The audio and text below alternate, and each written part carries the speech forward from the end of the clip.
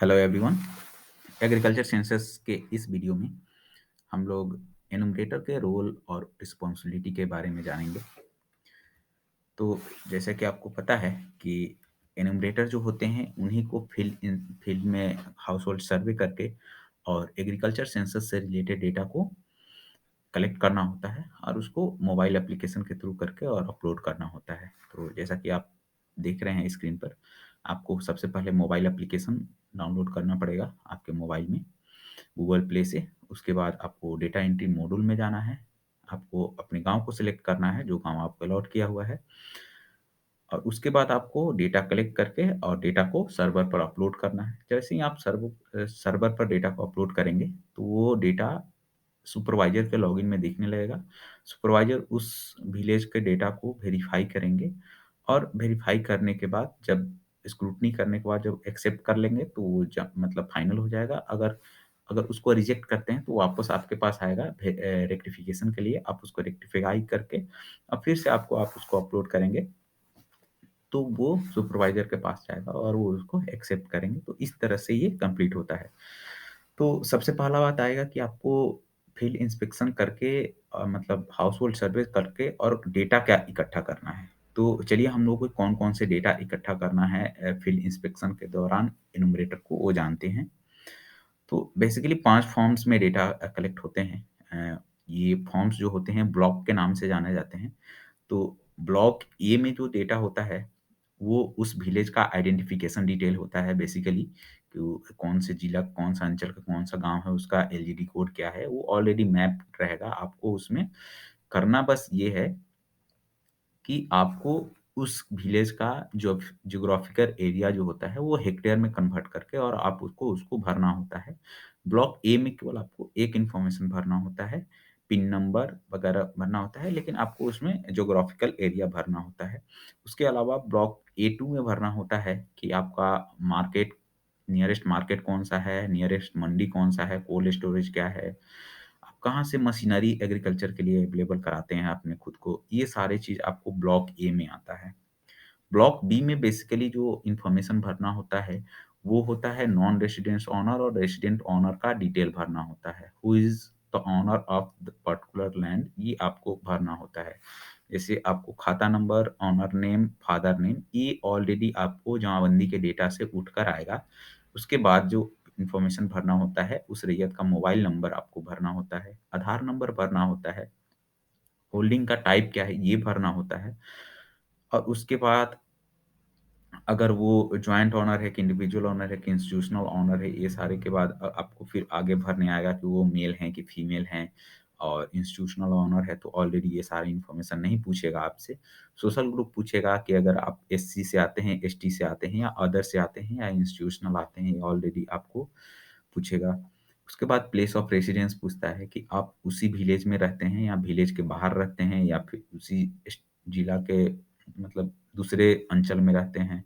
ये सारी इन्फॉर्मेशन जब आप भरेंगे तो पूछेगा, या फिर राज्य से बाहर रहते हैं या फिर कंट्री से बाहर, ये आपको प्लेस ऑफ रेसिडेंस में पूछेगा। उसके बाद एड्रेस वाले फील्ड में अपडेट एड्रेस, ये इसके अगर आप ये जो इन्फॉर्मेशन आप सिलेक्ट करते हैं, उस हिसाब से ये आपको ब्लॉक F2 भरना पड़ता है। उसके बाद आपको सर्वे का डिटेल पूछता है कि कितने नंबर ऑफ प्लॉट्स आप ओन करते हैं। ब्लॉक बी में बस इतना ही पूछता है। जैसे आपके पास 4 खेसरा है तो आपको 4 भरना है, इस तरह से। ठीक है? तो ये ब्लॉक बी में। और ब्लॉक सी में बेसिकली ये लास्ट वाला जो कॉलम आपसे पूछता है कि नंबर ऑफ सर्वे और सब सर्वे नंबर। तो अगर आप 4 भरते हैं तो ब्लॉक सी बेसिकली हर प्रत्येक सर्वे नंबर का डिटेल्स आपको भरना होता है। वो सर्वे नंबर में ऑपरेशनल होल्डर कौन है, तो ये ब्लॉक सी है। Block C is basically land use of survey या सब सर्वे नंबर जो होता है उसके बारे में पूछता है। उसमें बेसिकली आपको खाता नंबर होता है, सर्वे नंबर होता है, एक्सटेंट मतलब एरिया आपको भरना होता है, और वो जो सर्वे नंबर होता है वो ऑपरेटेड है या नॉन ऑपरेटेड है। ऑपरेटेड मतलब उस पर खेती वगैरह हो रहा है, नॉन ऑपरेटेड मतलब उस पर खेती नहीं हो रहा है। ठीक है? नेक्स्ट है कि अगर ऑपरेटेड है तो क्या ये सेल्फ ऑपरेटेड है या कोई घर में ही कोई दूसरा आदमी ऑपरेट कर रहा है या लीज आउट किए हुए हैं या अदर पार्टी कोई बाहर का आदमी कोई ऑपरेट कर रहा है। उसके बाद जैसे ही आप इसको भरेंगे तो आपसे पूछेगा कि number of operational holder holder कितने हैं इस पर्टिकुलर सर्वे प्लॉट में, तो इंडिविजुअल है कि या 2-3 आदमी मिलके उस पे खेती कर रहे हैं, ये आपसे पूछता है। और उसके बाद पूछता है कि अगर नॉन ऑपरेटेड है ब्लॉक, इसमें अगर कॉलम सी में अगर नॉन ऑपरेटेड भरते हैं, तो नॉन ऑपरेटेड का आपको डिटेल देना पड़ेगा कि क्या अगर खेती नहीं हो रहा है, तो क्या है वो फॉरेस्ट है, बिल्डिंग है, बैरन लैंड मतलब कि कल्टीवेटेड लैंड है, ये सारा परमानेंट पास्चर है या लैंड एंड मिसचेंजेस, कल्चरल वेस्टलैंड, ओल्ड फॉलो, ये सारा इन्फॉर्मेशन आपको भरने को मिलेंगे अगर आप नॉन ऑपरेटेड करते हैं। तो ये आपका ब्लॉक सी का इन्फॉर्मेशन रहा। ब्लॉक डी में बेसिकली ऑपरेशनल होल्डर का डिटेल पूछता है। जैसे ही आप इसमें ऑपरेशनल होल्डर अदर देन अगर सेल्फ ऑपरेटेड नहीं है और सेल्फ ऑपरेटेड नहीं है, तो फिर आपको इसमें आपको इन्फॉर्मेशन भरना पड़ेगा कि कौन आदमी इसमें ऑपरेशनल होल्डर कौन है। तो उसका डिटेल आपको भरना पड़ेगा कि उसमें कितने ऑपरेशनल होल्डर हैं, तो उसमें कितना उसका एक्सटेंट है, उसका नाम क्या है, उसका मोबाइल नंबर, फादर नंबर, आधार नंबर क्या है, रिलेशनशिप विथ ओनर क्या है, मतलब ओनर से उसका क्या रिलेशन है। अगर हम अपना ज़मीन किसी को दिए हुए हैं खेती करने के लिए, तो क्या मतलब रिलेशन, ये पूछता है। उसके बाद ये पूछता है कि इसमें इंडिविजुअल है कि जॉइंट ओनर है कि क्या है, ये सारे इन्फॉर्मेशन पूछता है। जेंडर वगैरह, सोशल ग्रुप वगैरह, ये सारा पूछता है।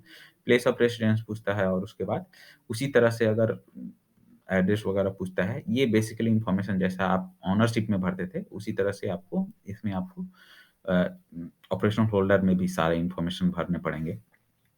ठीक है?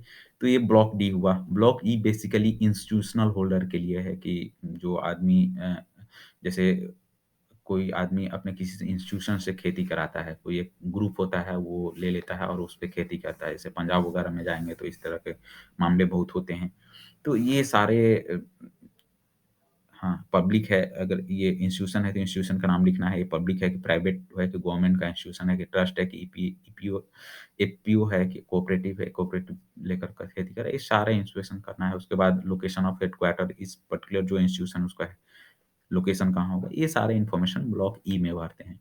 तो आपको कहीं ब्लॉक नहीं मिलेगा। जैसे ही आप मोबाइल एप्लीकेशन में खोलेंगे, भरते जाएँगे ना, तो ऑटोमेटिक जो ब्लॉक खुलना रहेगा ना, वो खुलते रहेगा, जो कि हम लोग मोबाइल एप्लीकेशन में देखेंगे।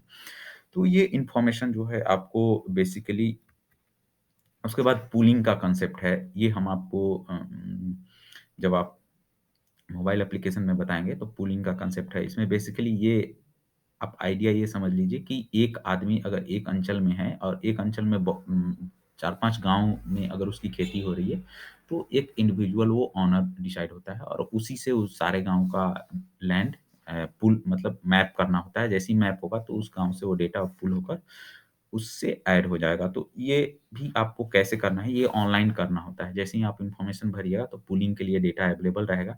जैसे हम मान लीजिए एक्स विलेज में हैं, तो एक्स विलेज में हम ओन रेसिडेंस के तौर पर हमारा डिटेल भरा जाएगा।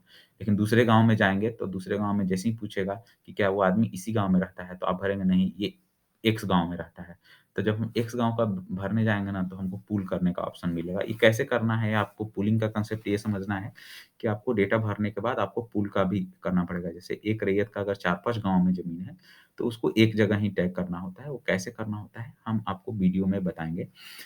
अभी आपको सारे फॉर्म्स पता चल गए कि 5 ब्लॉक्स होते हैं ए, बी, सी, डी। ए में बेसिकली उस विलेज से रिलेटेड इन्फॉर्मेशन होता है।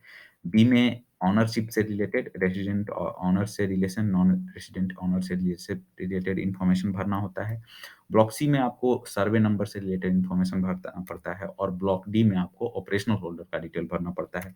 ब्लॉक ई में अगर ऑपरेशनल होल्डर जो है कोई इंस्टीट्यूशन है, तो उसमें ब्लॉक ई में भरना होता है और पूलिंग का कांसेप्ट होता है। बेसिकली यही होता है। ये आपको बेसिक इन्फॉर्मेशन हुआ जो कि आपको भरना है, सारे फॉर्म्स हो गए, ये थ्योरेटिकल हो गए और प्रैक्टिकल कैसे करना है, मतलब आपको मोबाइल एप्लीकेशन में कैसे करना है, ये आपको अलग से एक पार्ट 2 वीडियो में मिलेगा। और ये आपका शेड्यूल है, आप देख सकते हैं कि जो काम करना है वो आपको 10 जनवरी तक सुपरवाइज़र को काम स्टार्ट करा देना है। जो फर्स्ट फ़ेज़ के ज़िले हैं, 5 ज़िले थे, उनको 10 जनवरी से स्टार्ट करा देना था और ये फरवरी और मार्च 3 महीना में, जनवरी, फरवरी और मार्च 3 महीना में कंप्लीट करना होता है एक गाँव का सर्वे। तो उसी तरह से अगर आपको 5 गाँव का मिला हुआ है, तो पाँचों गाँव का सर्वे आपको 3 महीना में कंप्लीट करना होता है। तो बेसिक डिटेल इतने हुए कि किस तरह से आपको एनुमरेटर को क्या-क्या इन्फॉर्मेशन भरना है। नेक्स्ट वीडियो में हम लोग देखेंगे इसका थ्योरेटिकल पार्ट।